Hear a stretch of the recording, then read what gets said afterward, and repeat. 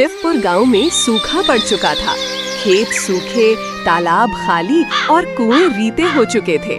जानवर भी चुपचाप एक कोने में बैठे रहते थे। गांव के लोग उम्मीद छोड़ चुके थे। इस गांव का एक मेहनती युवक रामू भी अब हार मान चुका था। अब इस गांव में कोई उम्मीद नहीं बची। पेट पालने के लिए कुछ तो करना ही होगा। चलो कोई दूसरा गांव देखते हैं। रामू गांव छोड़कर पैदल ही पास के जिलों की तरफ निकल पड़ता है। कई गांवों को पार करता हुआ वो विजयनगर नाम के एक गांव पहुंचता है। वहां उसकी किसी से जान पहचान नहीं थी, ना कोई सिर छुपाने की जगह। अब तो कुछ काम ढूंढना ही होगा, वरना भूख से मर जाऊंगा।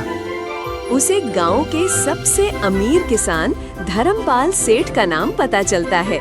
लोग कहते हैं कि सेठ जी को रोज काम के लिए मजदूर चाहिए होते हैं। रामू सीधा धर्मपाल सेठ के घर पहुंचता है। नमस्ते सेठ जी, मैं रामू हूँ, शिवपुर से आया हूँ। हमारे गांव में अकाल पड़ा है, कोई काम मिल जाए तो बड़ी मेहरबानी होगी। अरे रे, तुम्हारी हालत तो बड़ी खराब लग रही है। काम तो है मेरे पास, लेकिन थोड़ा कठिन है। सेठ जी, मैं कोई भी काम करूँगा, बस पेट भर जाए। ठीक है, मेरे पास 50 गायें हैं। रोज सुबह शाम उनका गोबर साफ करना है, चारा देना है और पानी पिलाना है। महीने के 200 रुपए दूंगा और 2 वक्त का खाना भी मिलेगा। 50 जानवर, लेकिन काम तो चाहिए ही, खाना भी मिलेगा। ये मौका गवाया तो भूखा मर जाऊंगा। ठीक है सेठ जी, मैं ये काम करूंगा। एक गुजारिश है, अगर मैं गौशाला में ही रह जाऊं तो मेरा रहने का कोई ठिकाना नहीं। ठीक है, रह सकते हो, बस काम ईमानदारी से करना। रामू गौशाला में ही रहने लगा। सुबह जल्दी उठता, जानवरों को साफ करता, चारा देता, पानी पिलाता। उसकी मेहनत और सफाई देख सेठ जी खुश हो गए। रामू, तुमने कमाल कर दिया। अब गायें पहले से ज्यादा दूध देने लगी हैं। आज से तुम्हारी तनख्वाह 400 रुपए होगी। बहुत बहुत धन्यवाद सेठ जी। धीरे धीरे रामू ने पैसे जोड़कर एक छोटी सी कुटिया बनवा ली। अब वो काम खत्म कर वहीं जाकर सो जाता था। कई साल गुजर जाते हैं। रामू मेहनती और ईमानदार बना रहता है। सेठ जी, गांव में चोरी बहुत बढ़ गई है। मेरी सारी जमा पूंजी कहीं चोरी न हो जाए। हाँ, तुम सही कह रहे हो। इस गांव में वीर बहादुर जमींदार बहुत ईमानदार माने जाते हैं।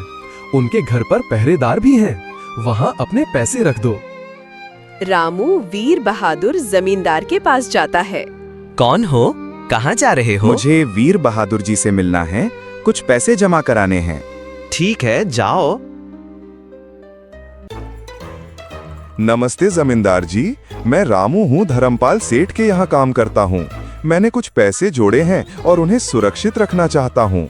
कितने हैं? 5800 रुपए। तुम सेठ धर्मपाल के आदमी हो, भरोसा है तुम पर, रख दो। रामू पैसे देकर चला जाता है। पर 2 साल बाद जब पैसे वापस मांगने जाता है, जमींदार जी, मैं रामू हूँ, 5800 रुपए आपने रखने को लिए थे, वापस चाहिए। क्या? कौन रामू? मैं तुम्हें नहीं जानता। अगर तुमने मुझे पैसे दिए हैं तो तुम्हारे पास कोई रसीद है? आपने खुद कहा था कि भरोसा है, अब मुकर रहे हैं। चल झूठे! पहरेदारों, इसे बाहर निकालो और सबक सिखाओ। रामू की बुरी तरह पिटाई होती है। वो 2 दिन काम पर नहीं जाता। सेठ जी खुद उसके घर आते हैं। रामू, क्या हुआ? तुम 2 दिन नहीं आए? सेठ जी, जमींदार ने पैसे नहीं लौटाए, उल्टा पिटवाया भी। रामू, मैं तुम्हें तुम्हारे पैसे दिलाकर रहूंगा। एक तरकीब है मेरे पास। अगले दिन सेठ जी एक सूटकेस में पैसा भरकर जमींदार के पास जाते हैं। जमींदार जी, 50,000 है। व्यापार के लिए बाहर जा रहा हूँ, आपके पास सुरक्षित रख दूं? अरे हाँ, जरूर, बहुत बढ़िया, रख दीजिए। जमींदार जी, मेरे पैसे। अब ये रामू कहाँ से आ गया? इसका पैसा लौटा देता हूँ। अब तो बहुत बड़ा माल हाथ लगा है। अरे रामू, हाँ हाँ याद आया। ये लो 5,800 रुपए। उस दिन गलती हो गई थी। सेठ जी, आपको अब बाहर जाने की जरूरत नहीं है। व्यापारी यहीं आ रहे हैं। ये तो अच्छी खबर है। आपका धन्यवाद जमींदार जी। लेकिन अब जा रहा हूँ, फिर जरूरत होगी तो आऊंगा।